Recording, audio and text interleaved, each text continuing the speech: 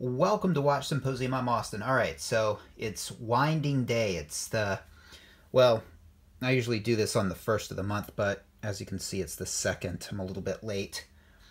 And I don't use a watch winder, so once a month I wind my watches if, they haven't been used. And so, just the first of the month I wind all the watches, and that is what winding day is. I specifically chose this Peter Rabbit towel. I know I've got some Peter Rabbit fans in the audience, so got some Beatrix Potter up in here. Beatrix Potter, bitches. All right. So here we go. This is the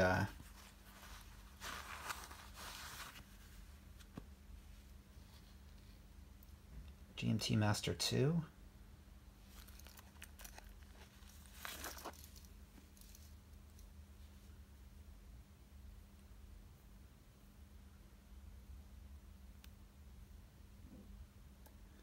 All right, how many winds to get it going? Let's see. I bet this will start pretty quickly, but let's see.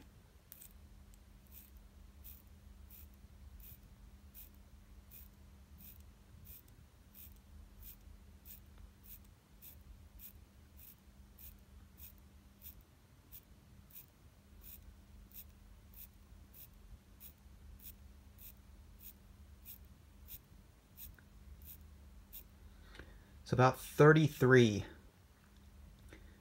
Not quite as fast as I thought it would start, but well, I mean, I'll go into these in detail when I start wearing them, but this watch, the last time I wore it, it was about -1 every 3 days, and I wore it for about 2 weeks, and then it got to be about +1 every 2 days. So I guess it just speeded up a little bit in that 2 weeks. Maybe the gears and the grease just sort of got spread around, and I don't know what happened, but I had a feeling that would happen because I knew this was ever so slightly fast, and so sure enough, 2 weeks later it got back to normal. So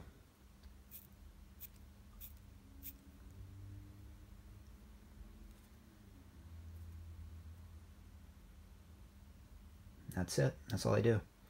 All right, so here is the third watch. Now, why do I have this Peter Rabbit thing down? Just, if I were to drop the watch, I just would want a little padding underneath. Usually when I do this, I pull out the drawer of, where I keep my socks and t-shirts and stuff, and I do it over the open drawer. So, if I were to drop the watch, it would go, onto t-shirts. So that's, there's a pro tip for you. All right, so anyway, what am I doing?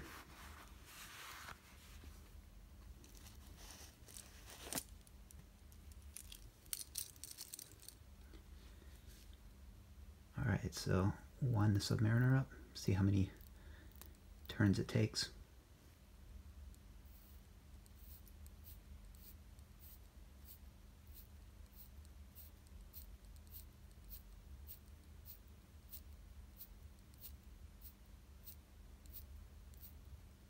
About 21.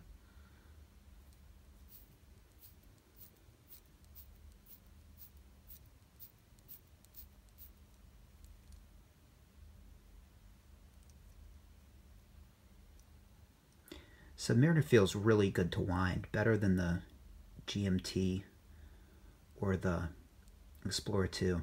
I don't know why, it's just got a really smooth wind to it. And it sounds really good. I don't know if you could hear it, but it's really, really distinct clicks.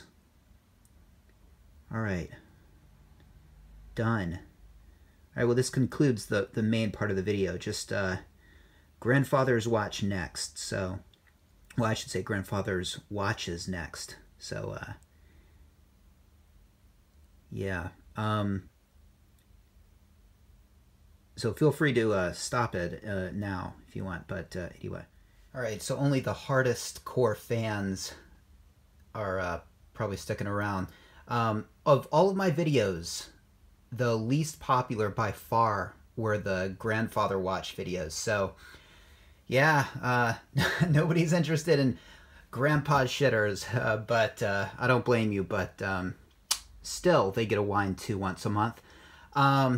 I had them all worked on, by the way, and so we got here the Hamilton, and it had, let's see, I don't know if you guys remember it, but it didn't have a second hand on it. So the guy that did it made a second hand, and, you know, I mean, with these old watches, you know, aftermarket parts, it's just kind of, you know, what can you do? It's either not use it or get an aftermarket part. So there's that, and then we've got the wedge field. All right, the wedge field is interesting. Okay, so I got to remember his name. Hanawa Watches. Hanawa, which stands for, the Ha is Hans, the No in Hanawa is Knoll, his last name, Hans Knoll, and the Wa is watches. Hanawa, Hans Knoll Watches.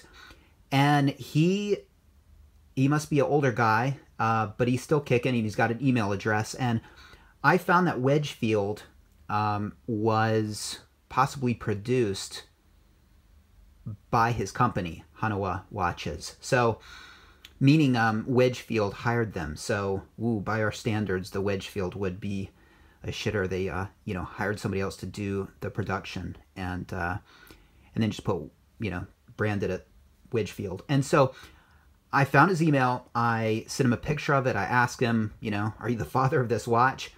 And he didn't remember, but he said it was entirely possible. And, you know, he said, it's great, you got it going. And I sent him, it's kind of funny, I sent him a thank you email and said, yeah, you know, I appreciate it. You know, I just, you know, saw your name and, you know, connection with Hanawa Watches and Wedgefield, so I thought I'd ask. And he wrote me back, and he was like, Mr. Daniels, I don't know, you know, if we did this watch. Like I guess he thought I was trying to get an answer. He really wasn't sure. And so when I sent him that thank you email, he sort of responded with a curt email saying, like, Mr. Daniels, I don't know if we did this watch. So anyway, chill, dude. I was just saying thank you. That's all.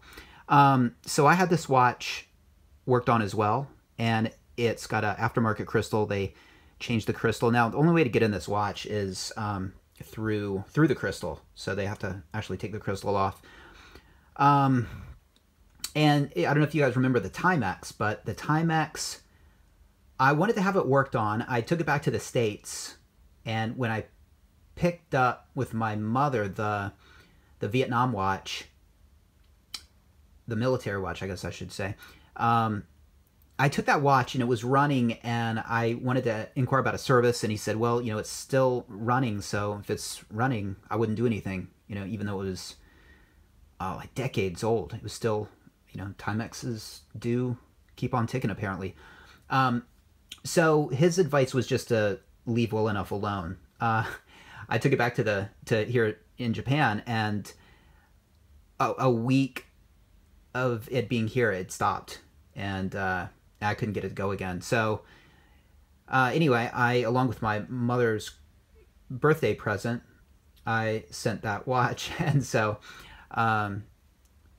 she actually contacted Timex. Timex gave her the contact information of a guy in Florida who is a retired Timex employee, and he works on old watches. So she's going to send it, and apparently, according to him, it's going to be good as new. So I'm really looking forward to getting that, you know, white dialed Timex.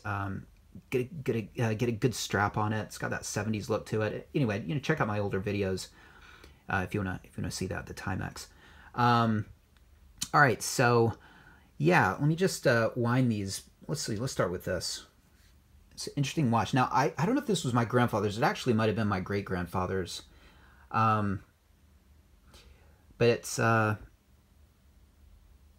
I forgot I don't know if I can show you, but,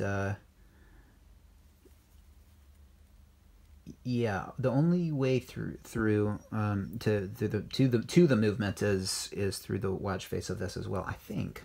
Yeah.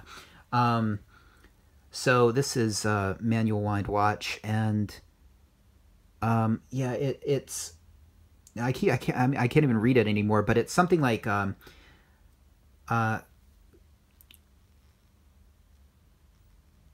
hold on, I'm looking. I don't know. I'm sorry, guys, but it's like the whole deal about this watch was it was called like closed or I don't know. I'm losing it. I don't know what it's called, but it was like this. You can see here it's like CLD, I think. Anyway, that stands for like closed because because it doesn't have a unscrewable case back. It apparently made it more water resistant. You still couldn't swim with it, but I guess if you were caught in the rain, it would just be a little bit more, robust. But again, I don't think this was my grandfather's. I think it was my great-grandfather's. So let's get it going. One. Oh yeah, look at that. Starts immediately. If this is it's a nice big crown. It feels good to wind this. It's small, so that's the thing about those old watches. They're very, very compact, and they look a little bit effeminate, so I'm not too crazy about them, but yeah, so here's compare it.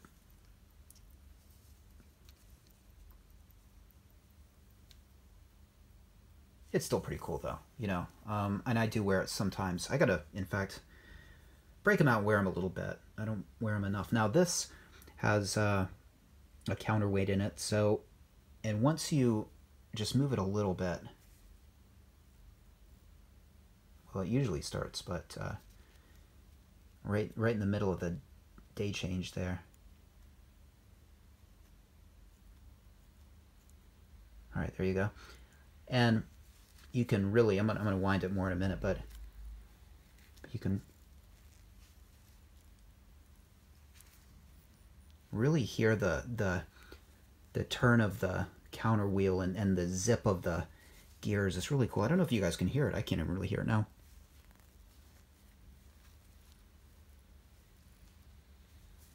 No, I can't even hear it now. Here. Yeah, okay. Yeah, it's not really working. I don't know if you guys can hear it or not, but I'll be wearing this and I can just hear it when I turn it. This definitely was my grandfather's watch. In fact, I remember seeing this on his dresser, I think. I must have been like, one of these really early memories where I just remembered the sort of whitish, silverish dial. And I think it stopped working. And that's why he got the Timex. And the Timex was his last watch. He, yeah, I knew all the dates of like when he died and stuff, but he was like hospitalized for a long time because he worked for VEPCO, Virginia Electric Power. Anyway, he used to do these work on these massive transformers and massive like electrical stations, and they would use chemicals, and he was really bad about not wearing his protective gear apparently. And so when he hit about, I want to say 60s years old, maybe 70s, in his 70s, he started losing it, and basically Alzheimer's type symptoms. I don't know if it was Alzheimer's or not, because my grandmother foolishly didn't have an autopsy done, but You know, it could have been my mother seems to think it was related to the chemicals, that he just wasn't he just didn't protect himself, and wear, like, you know, masks and stuff. He was very cavalier about that, apparently. And yeah, he so for, you know, over a decade he was sort of in a, I don't know, like one of those hospitals where they take care of him, and you know, and I never really saw him, and you know, obviously, like, I kind of regret that, but yeah, my mother didn't visit him because he didn't recognize my mother, didn't know who she was, and it just really, like, tore her up, and she couldn't really handle that. But yeah, he used that Timex, I think, for the remainder of his, you know, his life. Not when he was in the hospital. But yeah. But this was, you know, this was, who knows? I mean, this could have seen my mother's birth, my uncle's birth. Kind of cool little watch. Anyway, yeah, winding day. It's kind of fun. Thanks for watching. See you next time.